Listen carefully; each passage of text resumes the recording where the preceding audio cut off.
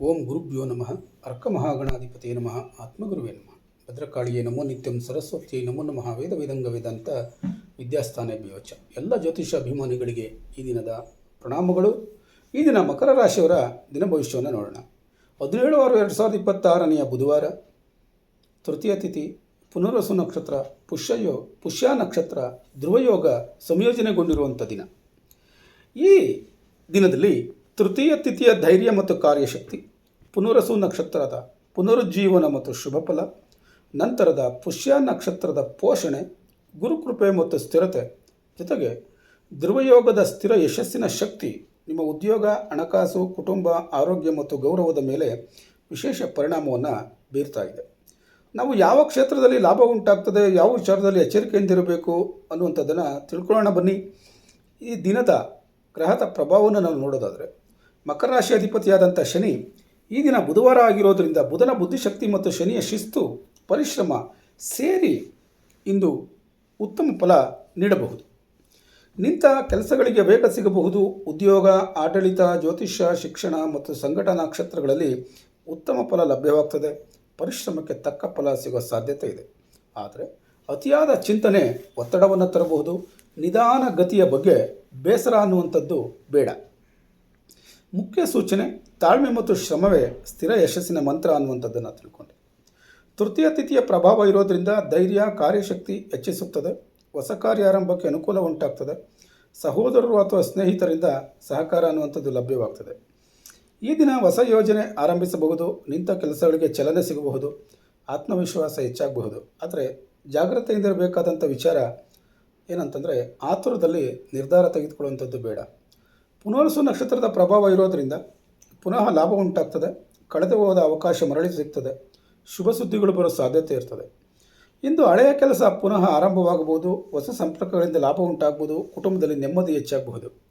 ಪುಷ್ಯ ನಕ್ಷತ್ರದ ಪ್ರಭಾವ ಇರೋದರಿಂದ ಗುರುಕೃಪೆ, ಗೌರವ ಮತ್ತು ಪೋಷಣೆ, ಹಿರಿಯರಿಂದ ಸಹಕಾರ ಲಭ್ಯವಾಗ್ತದೆ. ಇಂದು ಹಿರಿಯರ ಮಾರ್ಗದರ್ಶನ ಸಿಗಬಹುದು. ಜ್ಞಾನಾಧಾರಿತ ಕೆಲಸಗಳಲ್ಲಿ ಯಶಸ್ಸು ಲಭ್ಯವಾಗ್ತದೆ. ಆಧ್ಯಾತ್ಮಿಕ ಆಸಕ್ತಿ ಹೆಚ್ಚಾಗಬಹುದು.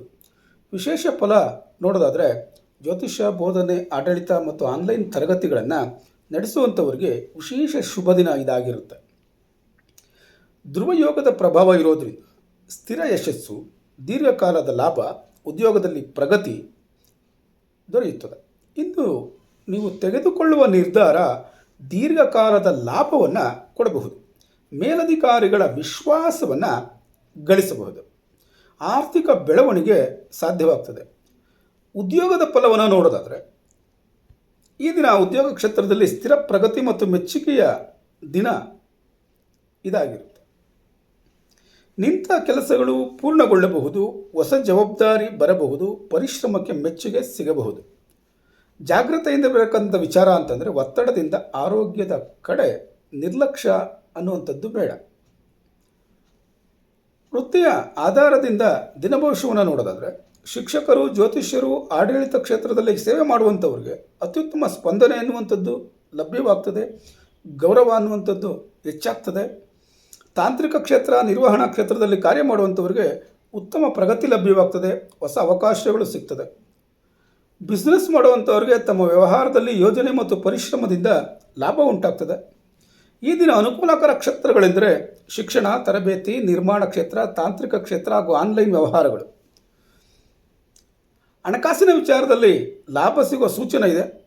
ಹಣ ಉಳಿತಾಯ ಮಾಡೋದಕ್ಕೆ ಅವಕಾಶಗಳು ಲಭ್ಯವಾಗ್ತದೆ. ಆದರೆ ದೊಡ್ಡ ಹೂಡಿಕೆ ಮಾಡೋದಕ್ಕೆ ಈ ದಿನ ಆತರ ಪಡುವಂಥದ್ದು ಬೇಡ.